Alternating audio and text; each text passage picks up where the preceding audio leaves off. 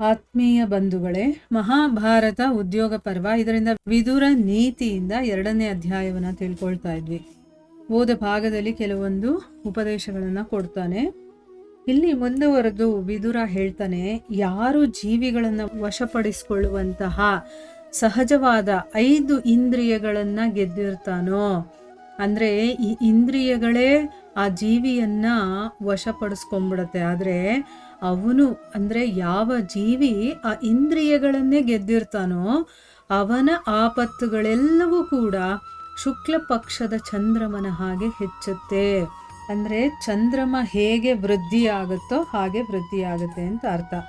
ಯಾರು ಇಂದ್ರಿಯಗಳ ಸಹಿತ ಅಂದ್ರೆ ನಮ್ಮಲ್ಲಿರುವಂತ ಇಂದ್ರಿಯಗಳಿದೆಯಲ್ಲ, ಆ ಇಂದ್ರಿಯಗಳ ಸಹಿತ ಮನಸ್ಸನ್ನು ಗೆಲ್ಲದೆ ಯಾರು ಮಂತ್ರಿಗಳನ್ನ ಗೆಲ್ಲಬೇಕು ಅಂತ ಅನ್ಕೊಳ್ತಾನೋ, ಬಯಸ್ತಾನೋ, ಅಥವಾ ಮಂತ್ರಿಗಳನ್ನ ತನ್ನ ಅಧೀನ ಮಾಡ್ಕೊಳ್ಳದೆ ಶತ್ರುಗಳನ್ನ ಗೆಲ್ಲಬೇಕು ಅಂತ ಅನ್ಕೊಳ್ತಾನೋ.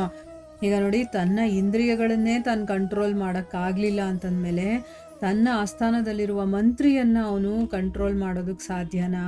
ಇಲ್ಲ.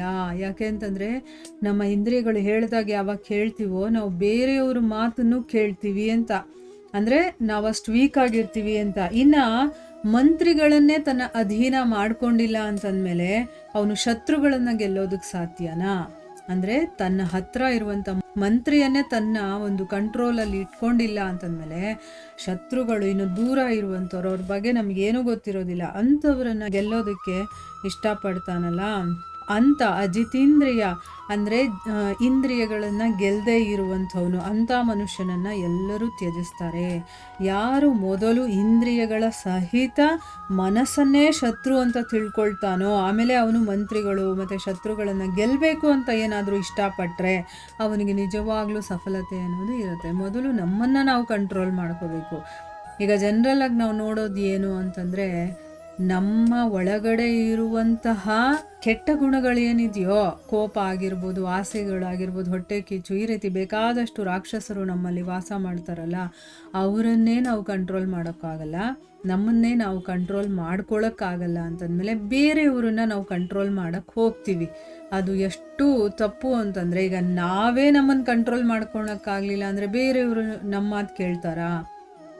ಇಲ್ಲ. ಅದಕ್ಕೋಸ್ಕರನೇ ಇಲ್ಲಿ ಹೇಳ್ತಾ ಇದ್ದಾರೆ, ಯಾರು ಮನಸ್ಸು ಮತ್ತು ಇಂದ್ರಿಯಗಳನ್ನು ಕಂಟ್ರೋಲ್ ಮಾಡ್ಕೊಂಡಿರ್ತಾನೋ ಅವನು ಆರಾಮಾಗಿ ತನ್ನ ಮಂತ್ರಿಗಳೇ ಆಗಿರ್ಬೋದು, ಶತ್ರುಗಳೇ ಆಗಿರ್ಬೋದು, ಯಾರನ್ನ ಬೇಕಾದರೂ ಅವನು ತನ್ನ ವಶಪಡಿಸ್ಕೊಳ್ಬಹುದು. ಅಂದರೆ ಅವನಿಗದು ಸಫಲತೆ ಅನ್ನೋದು ಸಿಗುತ್ತೆ. ನಾನು ಇವರನ್ನೆಲ್ಲ ಗೆಲ್ಲಬೇಕು ಅಂತ ಅವನು ಅಂದ್ಕೊಂಡ್ರೂ ಆಗತ್ತೆ. ಮೊದಲು ನಮ್ಮನ್ನು ನಾವು ಕಂಟ್ರೋಲ್ ಅಂದ್ರೆ ಏನು, ನಮ್ಮ ಇಂದ್ರಿಯಗಳಾಗಿರ್ಬೋದು, ಮನಸ್ಸಾಗಿರ್ಬೋದು, ನನ್ನ ಒಳಗಡೆ ಇರುವಂತಹ ರಾಕ್ಷಸೀಯ ಗುಣಗಳಾಗಿರ್ಬೋದು, ಅದನ್ನೆಲ್ಲ ನಾನು ಯಾವಾಗ ಗೆಲ್ತೀನೋ, ಜಯಿಸ್ತೀನೋ, ಅದರ ಒಂದು ಲಗಾಮನ್ನು ನನ್ನ ಕೈಯಲ್ಲಿ ಹಿಡ್ಕೊಳ್ತೀನೋ, ಆಗ ನಾನು ಬೇರೆಯವರನ್ನು ಗೆಲ್ಲಬೇಕು ಅಂತ ಆಸೆ ಪಟ್ಟರೆ ಖಂಡಿತವಾಗ್ಲೂ ಕೂಡ ಅದು ಈಡೇರತ್ತೆ. ಇಂದ್ರಿಯಗಳನ್ನು ಮತ್ತು ಮನಸ್ಸನ್ನು ಗೆಲ್ಲುವಂತಹ ಅಪರಾಧಿಗಳಿಗೆ ದಂಡನೆ ಕೊಡುವಂಥವನು ಮತ್ತು ಸರಿಯಾಗಿ ತಿಳ್ಕೊಂಡು ಕೆಲಸ ಮಾಡ್ತಾನಲ್ಲ, ಅಂಥ ಧೀರ ಪುರುಷನ ಸೇವೆಯನ್ನು ಲಕ್ಷ್ಮಿ ಸದಾ ಮಾಡ್ತಾಳಂತೆ. ಲಕ್ಷ್ಮಿ ಸದಾ ಯಾರ ಹತ್ರ ಇರ್ತಾಳೆ? ಅವಳು ಚಂಚಲೆ ಅನ್ನೋದನ್ನು ನಾವು ಕೇಳಿದ್ದೀವಲ್ವಾ, ಆದರೆ ಅವಳು ಸದಾ ಇರುವಂಥ ಜಾಗ ಕೂಡ ಇದೆ. ಅದು ಯಾರು ಎಲ್ಲಿ ಇರ್ತಾಳೆ ಅಂತಂದರೆ, ಯಾರು ತನ್ನ ಇಂದ್ರಿಯಗಳನ್ನು ಮತ್ತು ಮನಸ್ಸನ್ನು ಗೆಲ್ಲೋದು ಹೇಗೆ ಅಂತ ಸರಿಯಾಗಿ ತಿಳ್ಕೊಂಡಿರ್ತಾನೋ, ಆಮೇಲೆ ಅಪರಾಧಿಗಳಿರ್ತಾರಲ್ಲ ಅವರಿಗೆ ಸರಿಯಾದ ದಂಡನೆಯನ್ನು ಕೊಡ್ತಾನೋ, ಮತ್ತು ಸರಿಯಾಗಿ ತಿಳ್ಕೊಂಡು ಕೆಲಸ ಮಾಡ್ತಾನೆ. ಮನಸ್ಸಿಗೆ ಏನೇನು ಅನಿಸುತ್ತೋ ಆ ರೀತಿಯೆಲ್ಲ ಅವನು ಕೆಲಸ ಮಾಡಲ್ಲ, ಅವನು ಸರಿಯಾಗಿ ಯೋಚನೆ ಮಾಡಿ ಕೆಲಸ ಮಾಡ್ತಾನಲ್ಲ, ಅಂಥ ಒಬ್ಬ ಧೀರ ಪುರುಷನ ಹತ್ರ ಲಕ್ಷ್ಮಿ ಸದಾ ಇದ್ದು ಸೇವೆ ಮಾಡ್ತಾಳೆ ಅವನಿಗೆ ಅಂತ ಹೇಳ್ತಾ ಇದ್ದಾರೆ. ಮುಂದುವರೆದು ಹೇಳ್ತಾರೆ, ರಾಜನೇ, ಮನುಷ್ಯನ ಶರೀರ ಇದೆಯಲ್ಲ ಅದು ರಥ, ಬುದ್ಧಿ ಅನ್ನೋದು ಸಾರಥಿ, ಮತ್ತೆ ಇಂದ್ರಿಯಗಳಿದೆಯಲ್ಲ ಅದು ಇದರ ಕುದುರೆಗಳು, ಈ ರಥದ ಕುದುರೆಗಳು. ಯಾರು ಇದನ್ನ ವಶಪಡಿಸ್ಕೊಂಡಿರ್ತಾನೋ ಅಂಥ ಚತುರ ಮತ್ತೆ ಬುದ್ಧಿವಂತ ಮನುಷ್ಯ ಇದಾನಲ್ಲ, ಅವನು ಹೇಗೆ ಅಂತಂದ್ರೆ ಕುದುರೆಗಳನ್ನು ವಶ ಮಾಡಿ ಇಟ್ಕೊಂಡಿರ್ತಾನಲ್ಲ ಅಂಥ ರಥಿಯ ಹಾಗೆ ಸುಖವಾಗಿ ಅವನು ಯಾತ್ರೆ ಮಾಡ್ತಾನೆ. ಈಗ ಕುದುರೆನ ಕಂಟ್ರೋಲ್ ಮಾಡೋಕ್ಕೆ ಬರಲ್ಲ ಅಂತಂದಮೇಲೆ ಅವನು ರಥ ಓಡಿಸೋದಕ್ಕೆ ಹೋಗಬಾರ್ದು. ರಥ ಓಡಿಸೋದಕ್ಕೆ ಹೋದರೆ ಅವನೇನು ಮಾಡ್ತಾನೆ, ಮುಗ್ಗರಿಸಿ ಬೀಳ್ತಾನೆ, ಅಥವಾ ಕುದುರೆಗಳು ಎಲ್ಬೇಕು ಅಲ್ಲಿ ಎಳ್ಕೊಂಡು ಹೋಗ್ತವೆ, ಹಂಗೆಲ್ಲ ಆಗುತ್ತೆ. ಆದರೆ ಅದನ್ನು ತನ್ನ ಹಿಡಿತದಲ್ಲಿ ಇಟ್ಕೊಂಡು ಓಡಿಸುವಂಥ ರಥಿ ಇರ್ತಾನಲ್ಲ, ಅವನು ನಿಜವಾಗ್ಲೂ ಸುಗಮವಾಗಿ ತನ್ನ ಯಾತ್ರೆಯನ್ನು ಅವನು ಮುಗಿಸ್ತಾನೆ, ಅಥವಾ ಯಾತ್ರೆಯಲ್ಲಿ ಸುಖಕರವಾಗಿ ಅವನು ತನ್ನ ಯಾತ್ರೆಯನ್ನು ಮಾಡ್ತಾನೆ. ಅದೇ ಯಾರಿಗೆ ಗೊತ್ತಿರೋದಿಲ್ವೋ ಅವರಿಗೆ ಹೋಗೋಷ್ಟರಲ್ಲೇ ಅವರಿಗೆ ಆ ದಾರಿನಲ್ಲಿ ಆ ಕುದುರೆಗಳನ್ನು ಹಿಡಿತದಲ್ಲಿ ಇಟ್ಕೊಳ್ಳೋಕ್ಕಾಗದೆ ಅವನು ಹಿಂಸೆ ಪಟ್ಟು, ಆಮೇಲೆ ತುಂಬ ಬಾಡಿ ಸ್ಟ್ರೈನ್ ಕೂಡ ಆಗುತ್ತೆ. ಹೆಂಗಂದ್ರೆ ಹಂಗೆ ಓಡಿಸ್ತಾ ಇದ್ರೆ ಬಾಡಿ ಕೂಡ ಸ್ಟ್ರೈನ್ ಆಗುತ್ತೆ, ಮತ್ತು ಅವನಿಗೆ ಸುಖ ಅಂತ ಅನಿಸೋದಿಲ್ಲ ಆ ಯಾತ್ರೆ.